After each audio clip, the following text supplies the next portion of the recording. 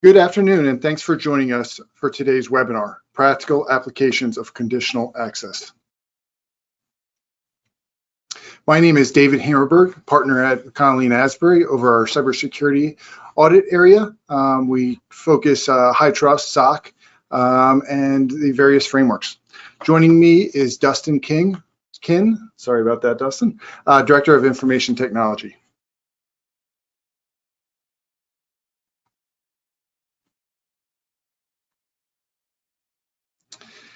If you're not familiar with us, McConnelly & Asbury is an accounting and business advisory firm with offices in Camp Hill, Lancaster, Bloomsburg, and Philadelphia, Pennsylvania.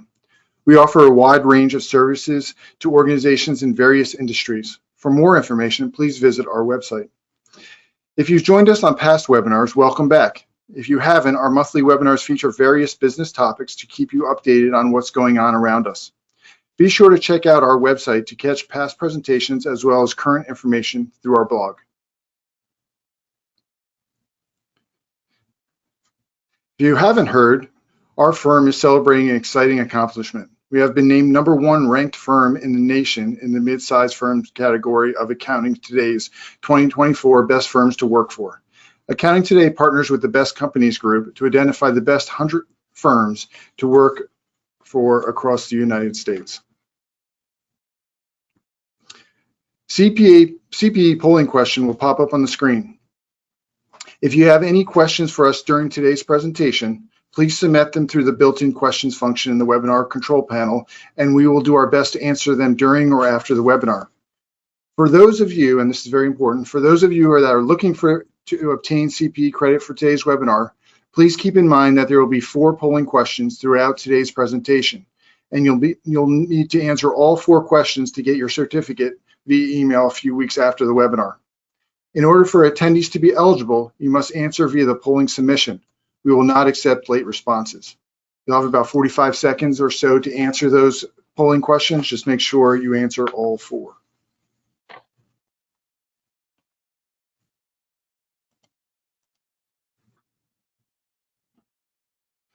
So far, so good. We've got 78% say yes. Of course, it doesn't tell me how many clicked on the actual polling question, but we definitely want to make sure we click on those. So go on to the next one. So just some statistics as we get started. We're hoping for a engaging webinar today, so feel free to ask questions as we go. We'll try to address them as we go. 2023 cybersecurity statistics, 72% increase in data breaches over a 2-year period. And the important thing here is we're talking data breaches, right? So there's a big difference between incidents and data breaches. I consider a data breach more of, data was actually infiltrated or taken or seen, something of that nature. A data incident could be anything where it's sort of a benign outcome.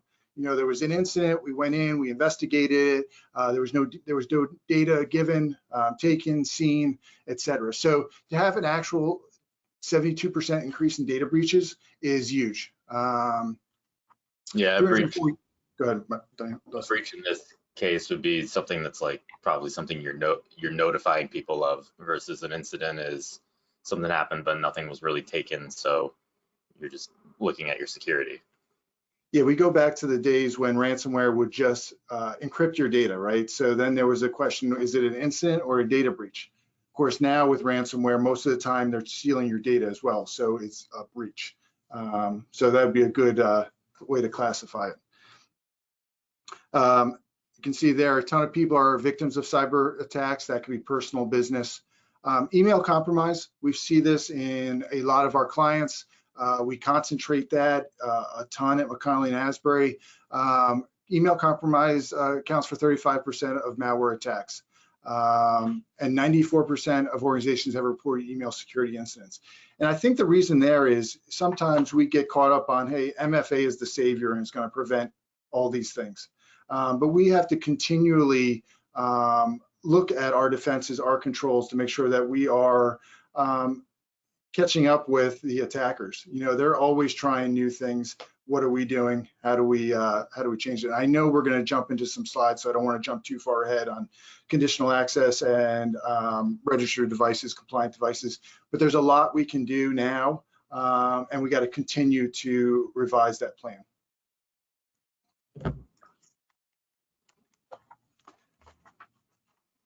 Was I doing this one?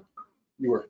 All right. So the main types of incidents that you see in today's landscape is ransomware, which as Dave mentioned is they're installing something on your computer, they're encrypting your hard drive, but in doing that, they now also a lot of times take the data and look to sell it.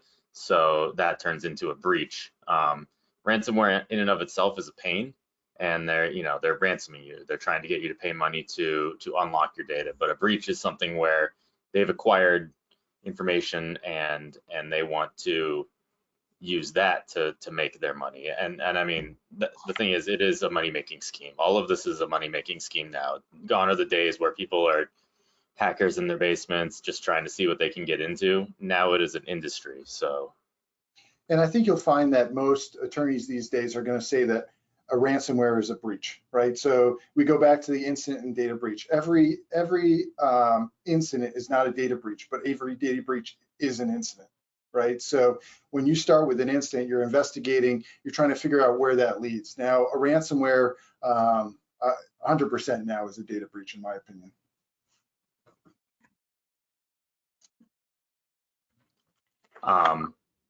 So yeah, as I said, people are now they're after money. This is an industry.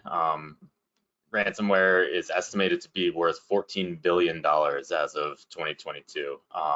It went up significantly during the pandemic, and a lot of that is probably due to the spread of the workforce. You know, people were looking to get their employees access to things that were maybe previously internal only and now have to be accessed from people's homes or wherever they're working, and it just created more holes. Not that those holes weren't necessarily already there, but it made them more common. The average ransomware attack in 2024 is estimated at 2.73 million, which is up almost $1 million from 2023. So that's the cost of either remediating or paying the fee or whatever it takes to deal with the incident itself.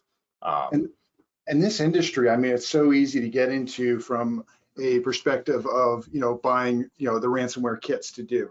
You know, if you're in a country or whatever that isn't, you know, necessarily fond of good data security hygiene, et cetera, or going after those individuals, it's easy to get set up, and you can send out, you know, a few 100,000 emails and only have to get one person to click on it. So it's a industry that you can make a ton of money in very quickly. And I think that's why it hasn't disappeared. Like, we've seen this for how many years? I mean, we've been talking about ransomware since, I feel like, 15 plus years. And I think it'll continue to increase, and we just have to continue to be vigilant. And one of the big things about this webinar is, you know, conditional access. How do we prevent stuff like this? Because ransomware is really going to, you know, if access is done correctly, you know, some of that is going to be prevented. But again, more to come. All right. And here we have a polling question. And again, we'll have about 45 seconds to do this. I was told that we should not talk all the way through it so that people have time to make a decision. So we'll just talk about 20 seconds. But does your current place of business utilize any conditional access policies? And we really haven't defined what conditional access policies is. So we'll let you decide in this whether you think you do or not. And then Dustin will get more into defining what that is, examples of that, et cetera. So I'm going to be quiet for about 10, 15 seconds and let people answer.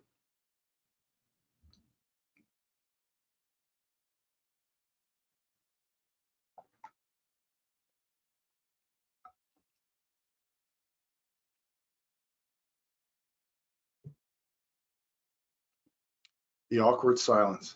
All All right, here we go. So we have 75% say yes. Usually you're going to have some kind of formal or some kind of conditional access policy these days. The no, 5%, and not sure, 20%. So that's great. I think there's probably a bit of confusion on what conditional access is, period. So let's get into that. All right, so to define conditional access, it's the use of policies and configurations to control access to services and data. So instead of depending on your authentication, so your multi-factor authentication, your password, it's also looking for specific situations that will define whether or not you are allowed to have access. So uses policies and inputs to determine whether a device or user should be allowed to access an entity, and adds additional security over traditional role-based and other access control methods by assessing the device, user, and situation that is requesting access. So so some examples of that are things like where you are, and that can be where you are in the world versus even if you're in an office. You know, where we are, we have one IP address that goes out to the internet for pretty much everybody on site. So we could, if we wanted to, say, well, if you are internal to the office, then you don't need as much security because we know you're here in the building and the likelihood of you being compromised is lower. So that's a condition of access, conditional access. Dustin, is a basic password considered conditional access? Passwords, so authentication is a form of conditional access. So like you said with the breach versus incident, pretty much every authentication method is a condition of access, but not all conditional access policies are just passwords. Most of it is situational. And it seems like that's the idea here. And it seems as organizations mature, their conditional access is going to get larger.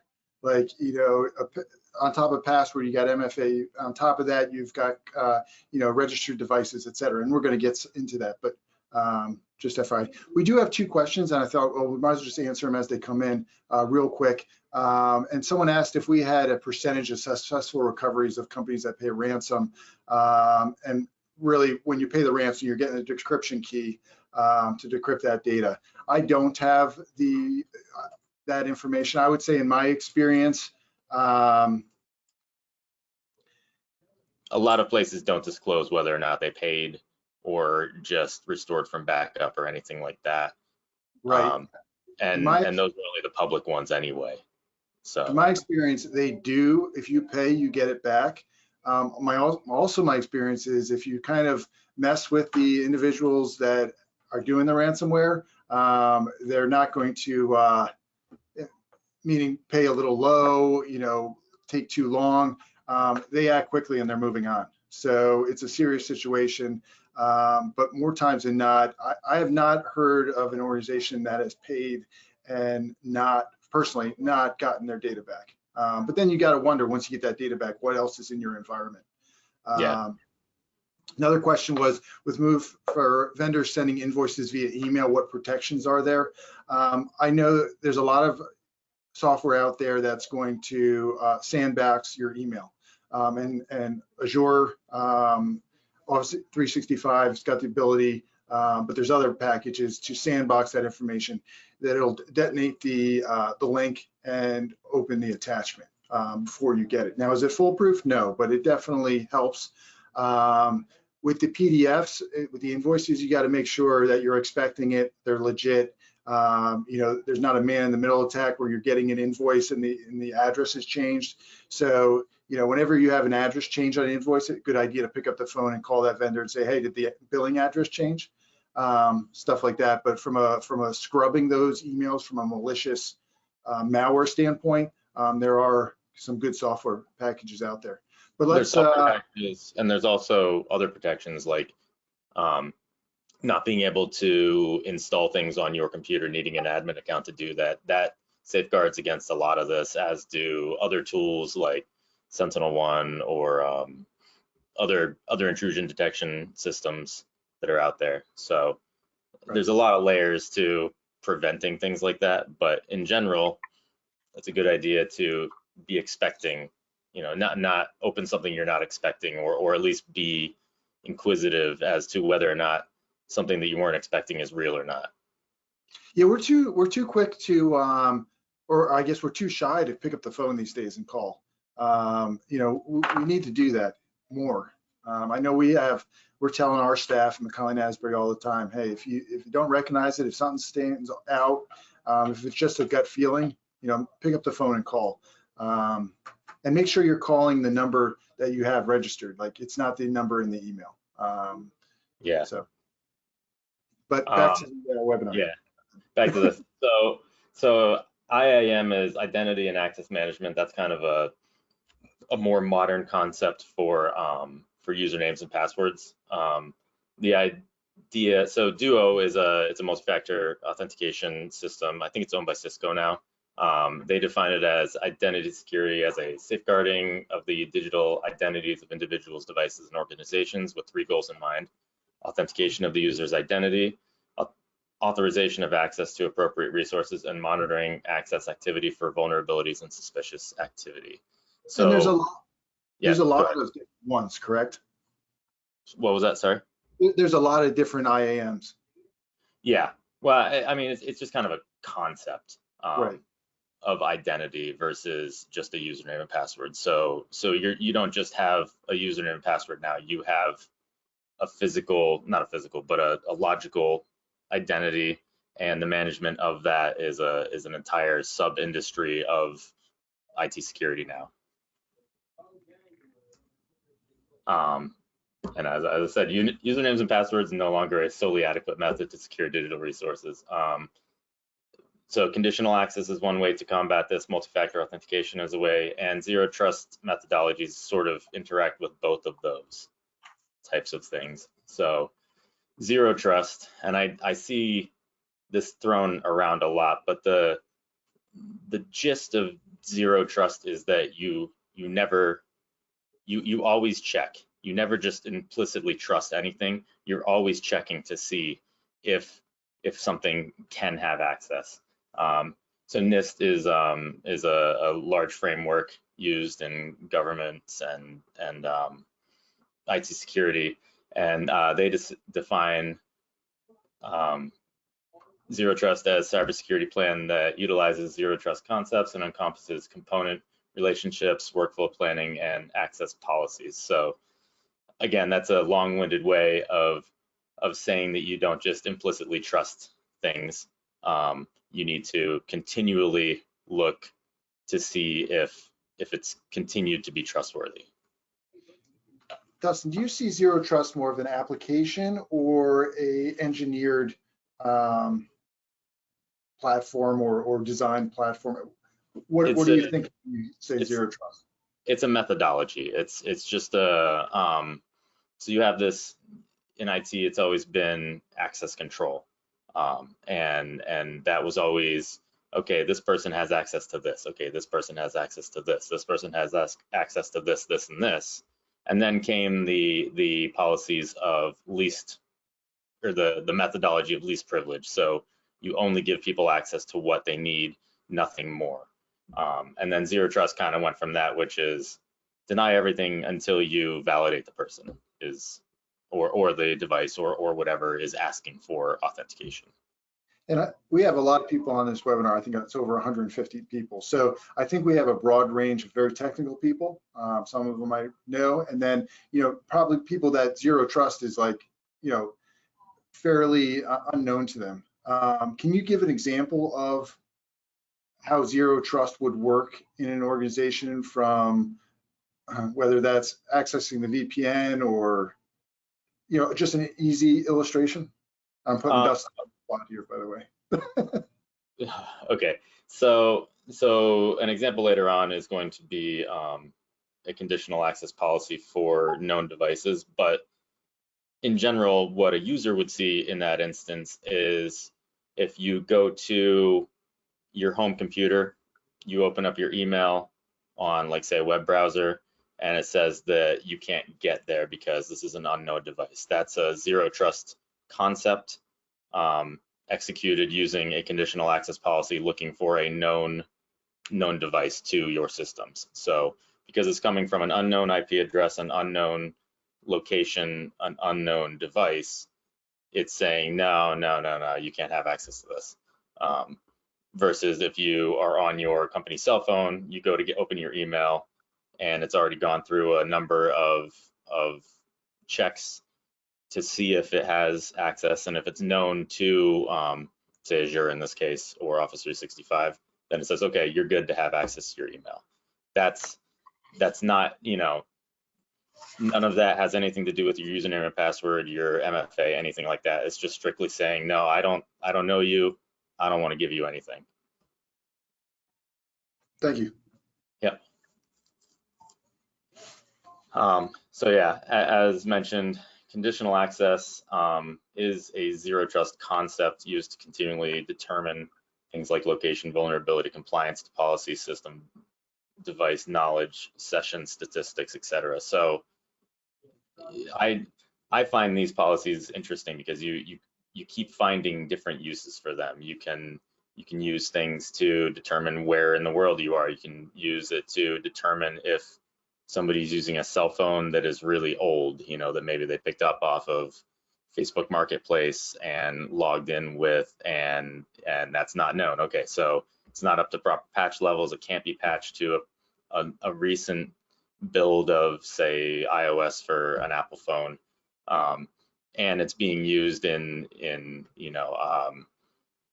Czechoslovakia. Well, that's not even a thing anymore. Czech Republic, somewhere that you wouldn't be accessing things from.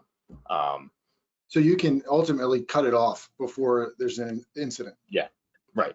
Basically, none of this adds up. This doesn't make sense. It's essentially what, if you were just looking at the data, the eye test would say, hey, something looks fishy. You're kind of using policies to weed out what looks fishy before it becomes something that you have to respond to. Or say I'm in Russia and I'm accessing, obviously, you'd cut myself off. Or if I'm accessing from two different parts of the country at the same time, Yep. different areas, it's going to be right away. So that's real life. Hey, we're preventing the incident. Now, two different parts of the country can get dicey with things like VPN. So if your company has a VPN tunnel that you use to access on-premise data, you log into your computer, you log into your email, it sees it coming from, say, a hotel that you're at, and then you log into VPN, all of a sudden it sees it from your IP address of your VPN. So that stuff, again, you're looking for, well, does that seem fishy? Does it not seem fishy? If all of a sudden you're going from what looks like an address across the country to an address that's inside your on-premise stuff, then on a known device, then it's easy to theorize that somebody's traveling, they're in a hotel, they logged into VPN and are now accessing it. So you can put stipulations in there for things like that. You can have trusted locations. You can have, if you're not at a trusted location, then put in place these further checks, things like that. And we do get into that later, so I won't get too far into that. Yeah, and right here's some of them. So common conditional access policies are location-based policies, which again blocks access from unknown countries, allow access from inside known locations, less restrictions from office locations, and you could even do things like, if you're outside of a known office, then you have further MFA requirements than if you're inside of an office, something like that. Not that I would necessarily recommend that, but that is a thing that you can do. I was just going to say that. I mean, MFA is so easy to do these days. I mean, your internal and your external should be the same. Yep. So it's just. But so an example of something you could do something like this for is, say you have a conference room computer that never leaves the conference room. If that specific conference room PC is inside of your known network, then the likelihood that that's been taken outside of the office and somewhere else is very, very low. So you could say, okay, this conference room PC doesn't need to have the same, session timer as something that is constantly traveling back and forth between offices.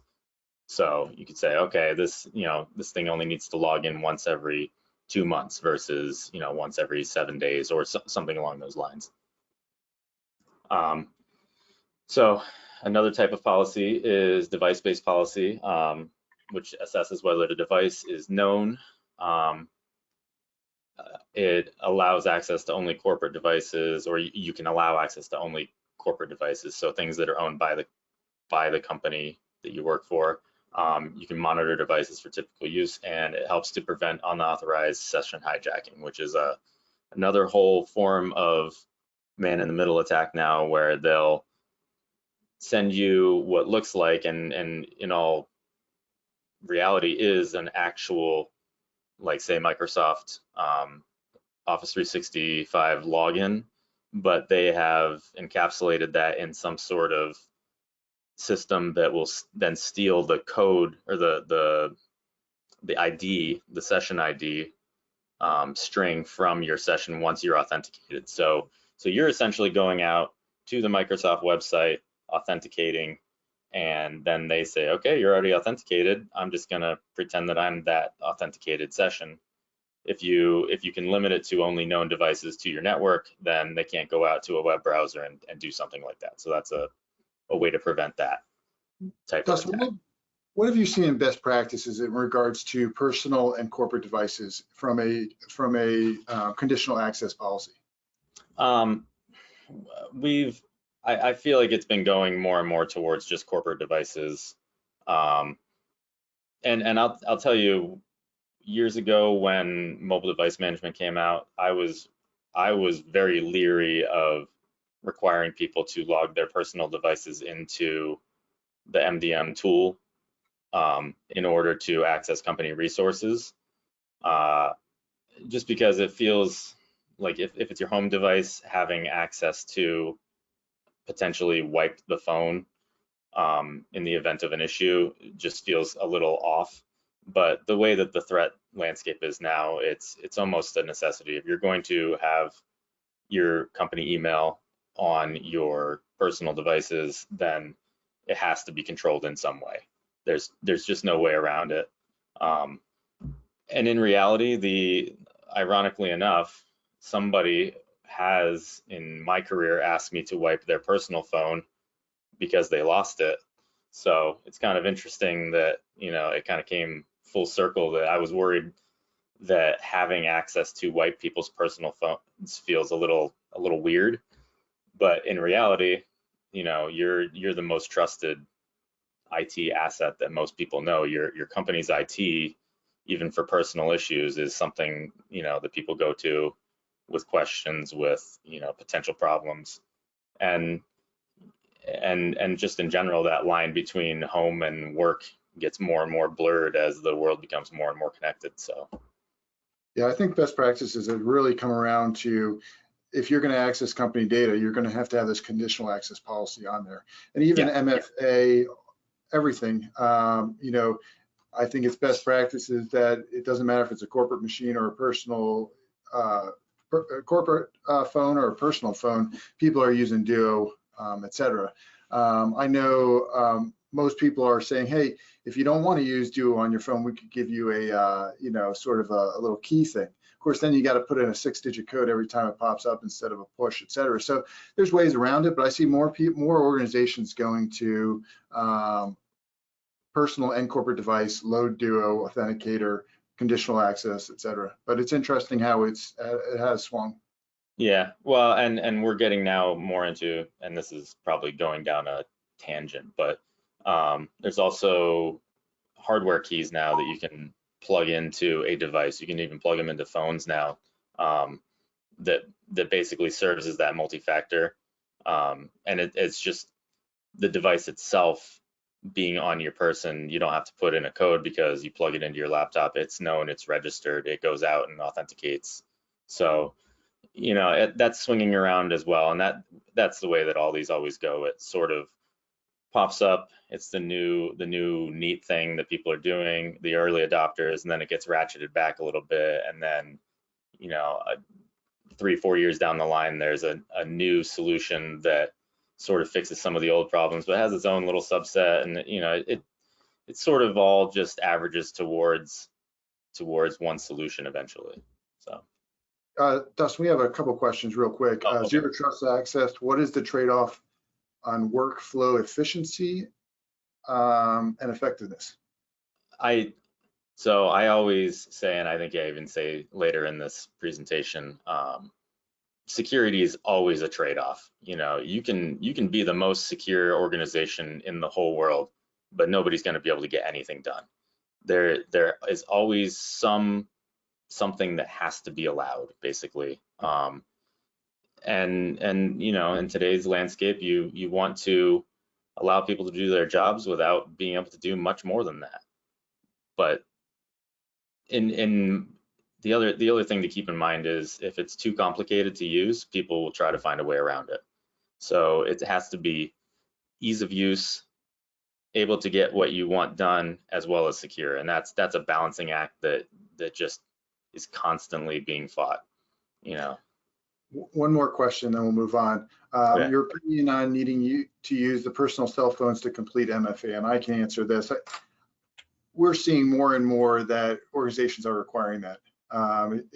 Organizations need a MFA to log into their laptop, remote access.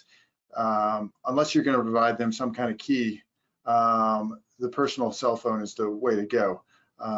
So I've seen organizations do it both ways, but I see more organizations asking their employees to use their personal cell phones. Dustin, any comments on that? Yeah, I would say the same thing, and I would even add that I've read more and more that even just getting a text or a call from an MFA system is not as secure as using an app with some sort of push notification or like a more hardened MFA setup. So the apps themselves are almost becoming more important than just the cell phone. So I get both sides, but in today's world, I just don't see any way around. If you want to access, everybody's got a cell phone. It's the easiest and most secure way of doing it right now. Thanks. Yep. I think we got one last type of policy, which is risk-based policy, which again, it assesses the risk of the account. So it's looking at your device, your IP, where you're coming from, if it's a typical ask of that user, and a lot of these are used to more monitor for suspicious access versus actually limit the access. So this is more trends, more you've approved a lot of MFA requests, but this particular one seems atypical, things like that. Do you see this flowing into a SIEM or any kind of logging device, or is this something that is separate, in Azure, or what do you see? The checks themselves not flowing into a SIEM, but the login statistics, the logs from especially things that seem out of the ordinary, that flowing into a SIEM and being put into a nice report that you can more easily access is nice. Inside of Microsoft, inside of Azure, I believe it keeps everything for either 60 or 90 days, as long as you have, I think it's an E3 license. So in general, that's probably long enough, but those logs are kind of slow to load sometimes. I tell people all the time, it's significantly easier for us to look at a suspicious email or something suspicious and tell you that yes or no, it's a problem, than it is after the fact, hey, I accidentally clicked on this, I'm not sure if I gave anything up.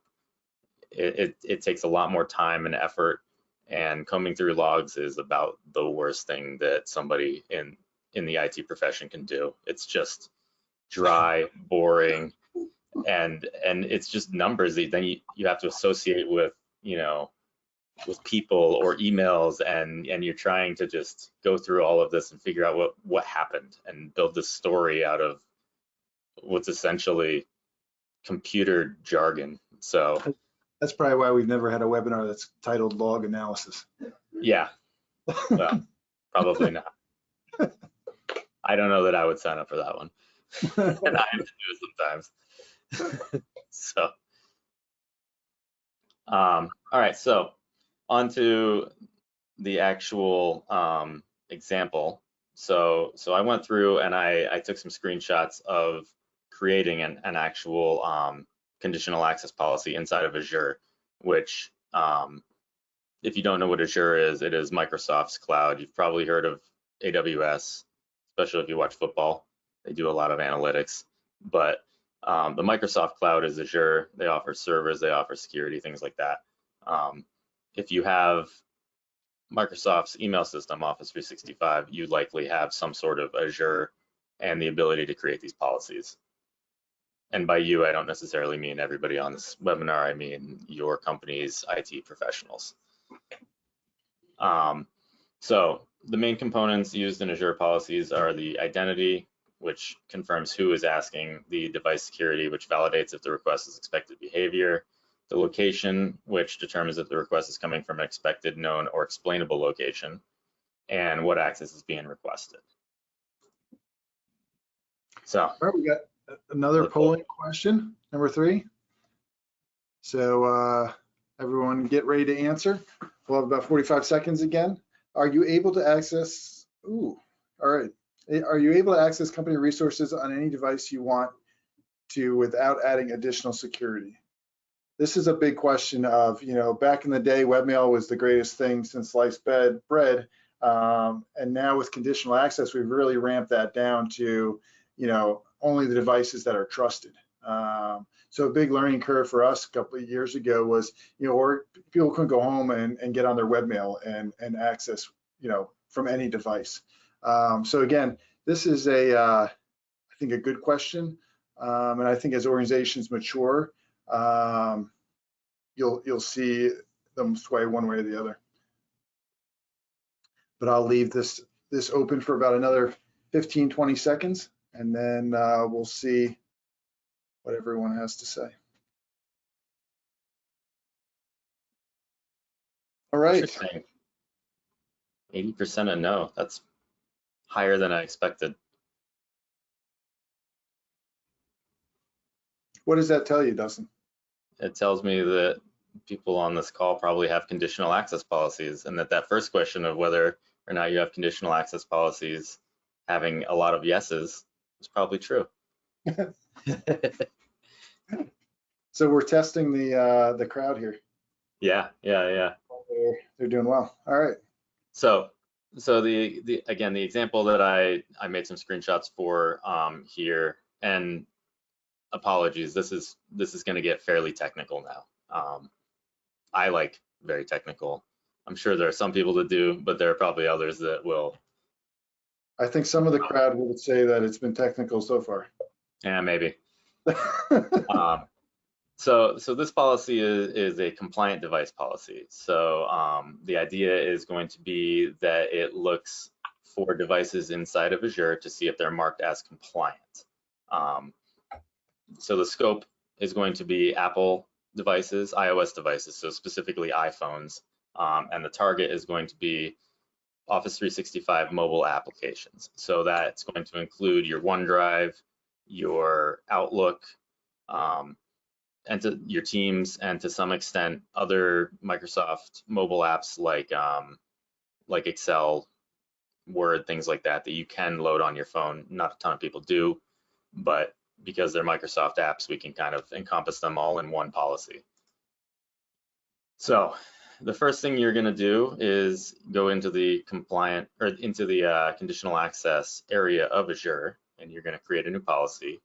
You're going to select users. Microsoft does advise against using the all user group, and it's just because it's easier to manage if you're using users in groups, and specifically I would recommend using groups because it's a lot easier to add somebody to a group and have them pick up all the policies you want than it is to go to each specific policy and add users to it. And again, it's very, oh, you got a question? And I think this is important because even if you never get into Azure to look at this, you have the knowledge to say, hey, we should have these policies at work. It's possible. You know, so as we go through this, if you've never gone into Azure, you've never looked at, and you're never going to, think about it in that way. You know, are we prepared at work? Are we doing the right thing? And, you know, if the person you talk to says, I don't know what you're talking about, you know, show them the slides. So this might get technical, but I think it's also very good knowledge for most professionals. Well, and I would also say, even if you're not an IT professional, knowing what this looks like, that it's sort of, you know, I mean, it's almost a program. You know, it's a lot of logic involved in deciding what gets access and what doesn't get access. And my hope is that these screenshots can kind of put that into something a little more tangible to think about, rather than the concept of access and authorization and authentication. So you know, it's just kind of a visual aid to help people realize that this is something that is around and should be being used in today's day and age. So yeah, anyway, getting back to the actual slide here. So what this policy applies to is this, so users are here, the target resources is the cloud apps, and you can select specific apps. You can target all cloud apps, which is what we're doing here.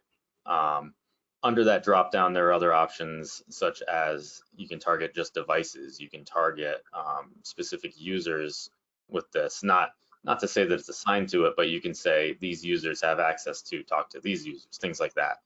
And then there's the network, and that's where you can specify certain locations. We're not going to do that because these are mobile devices. They should be out in the world. They should have pretty much blanket access to the internet wherever they are. So the network part of it is not being used. So then the conditions part is the really interesting part, at least for me. That's where you can choose the device platform. So in this case, we're going to choose just iOS. Again, you can choose the locations where it is. So you can target a location, meaning anything in a specific office or a specific IP address, or you can have a condition stating where that device is. Again, these are mobile devices, so we don't care as much about where they are. We care about what they're doing and that they're known, and that's the idea behind this.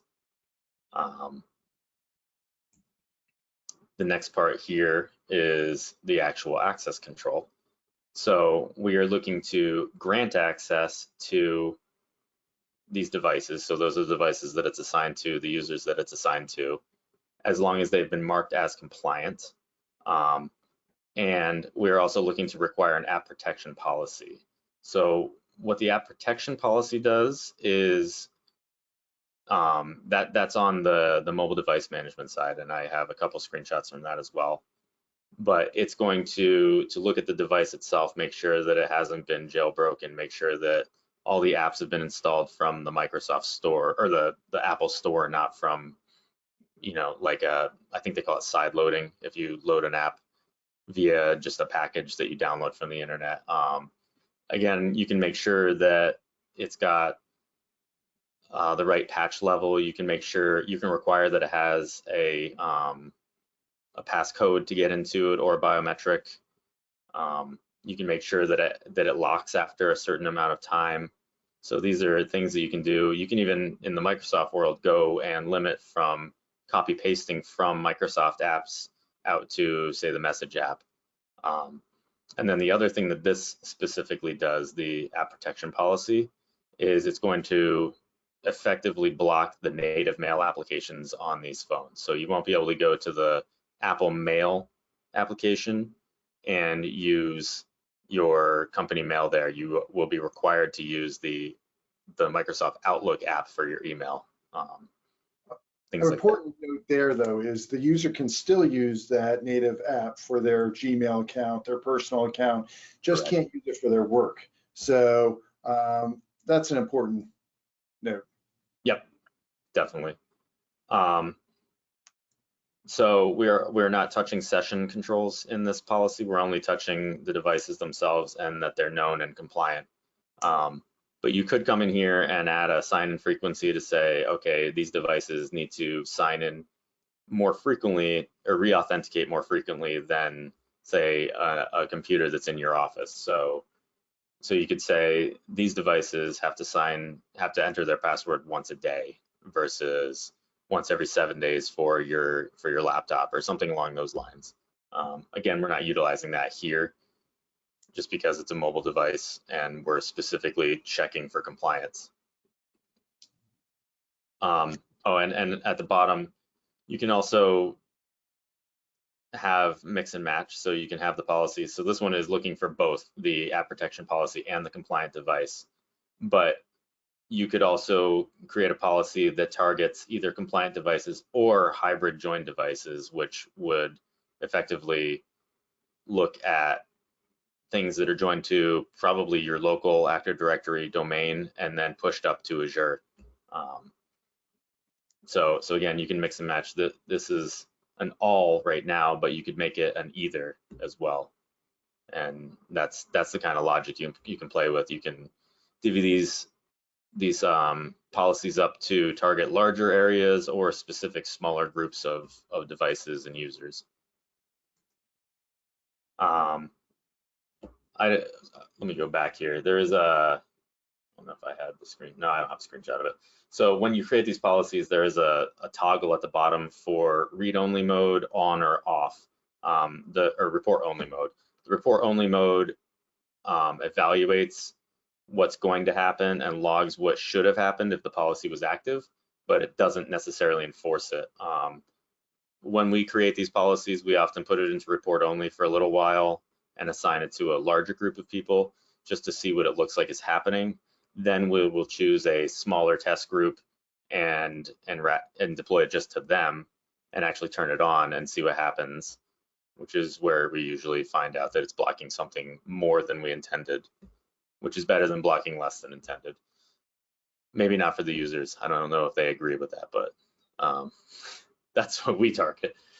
And then you turn it on for the rest of your organization, which would be assigning it to, again, a group and adding people to that group would be the best practice there. And then, as I mentioned, there's also the app protection policy inside of Intune. So there's two policies. You can have a compliance policy in there, which is what's going to check the device itself to see if it's enrolled, if it has the proper patch level, if it has all of the further compliance checks that you choose to do, whatever that is. And there are many, many, many things that you can add there. And then there's the app protection policy, which is going to be under the apps part. So those are the parts of that. Again, this is a pretty high level view of what these look like. You can use these for any number of things, and I feel like every time I look up conditional access, I find a different conditional access policy that I feel like we should be doing, and we create and we test and we implement, and they're pretty open-ended, which is really cool. It's a very interesting building block. So in summary, you can target users and devices. You can target specific applications, and you're looking for a condition for access. So you are defining what makes things accessible. And then the Intune policy is a compliance policy and an app protection policy. That's specifically because we were targeting mobile devices. If you were going to target your on-premise computers or just access in general, you likely wouldn't have to do an Intune policy, but the Intune policy is what marks the mobile devices as compliant, which is what allows you to choose that compliancy checkbox.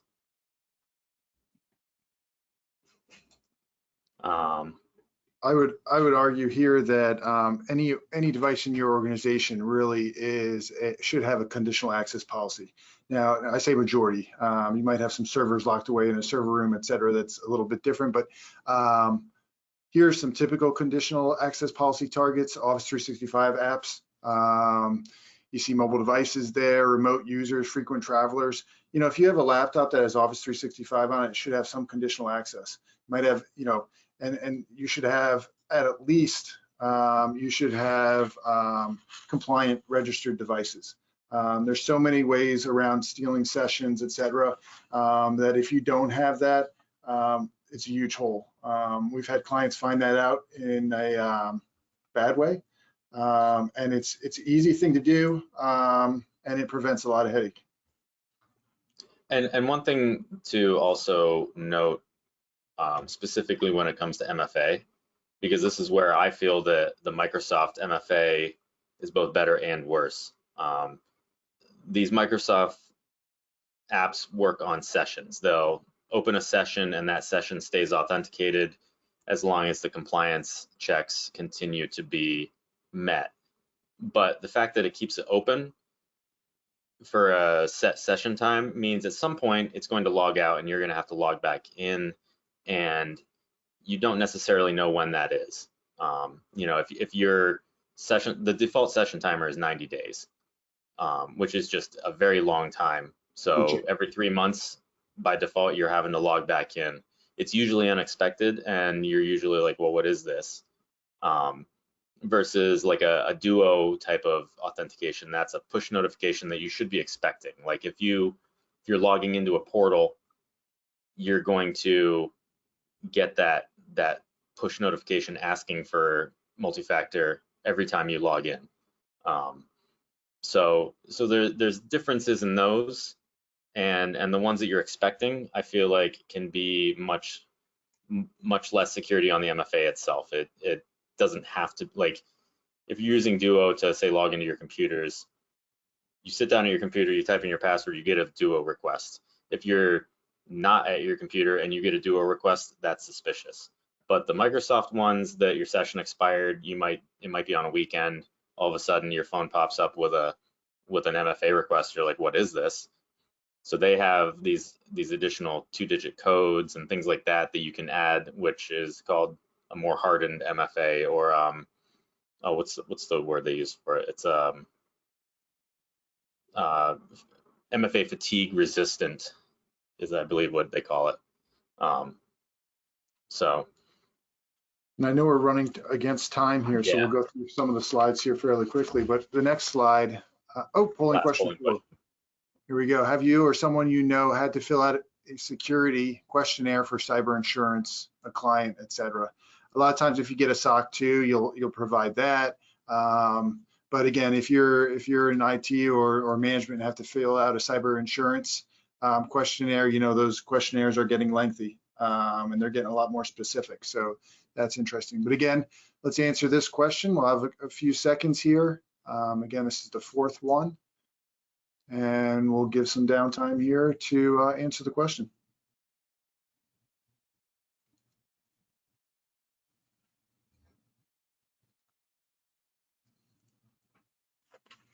So polling question number 4, we got yes at 53%, no at 32%, and 15 unknown. A lot of times, if you're not in management or IT, you might not get those questions. Yeah. Or you might just forward those questions to IT.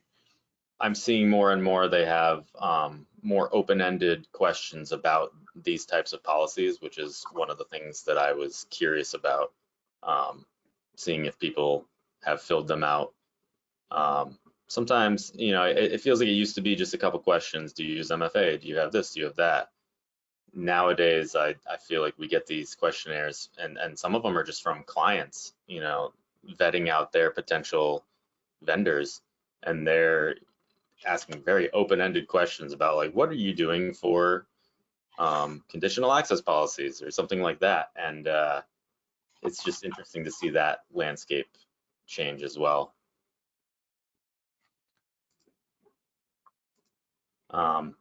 So again, just to summarize, the benefits of conditional access are enhanced security, compliance with framework and regulations, that goes to the questionnaires. It should theoretically be a little easier for users to access, because that access is constantly being checked versus having to enter your password more often. And on the back end, it's much easier to administer and figure out where people are coming from, what they're trying to access, and if something is suspicious. So considerations, these policies can become complex. As you saw, we made a pretty simple example, and it still has a lot of things to look, a lot of moving parts. It's also, my methodology is always to have separate policies for each objective. So if I'm trying to do a geo-blocking policy, I'm not going to include device compliance. If I'm trying to do a location-based session timer, I'm not going to add something about if you're out of the country, because that doesn't matter.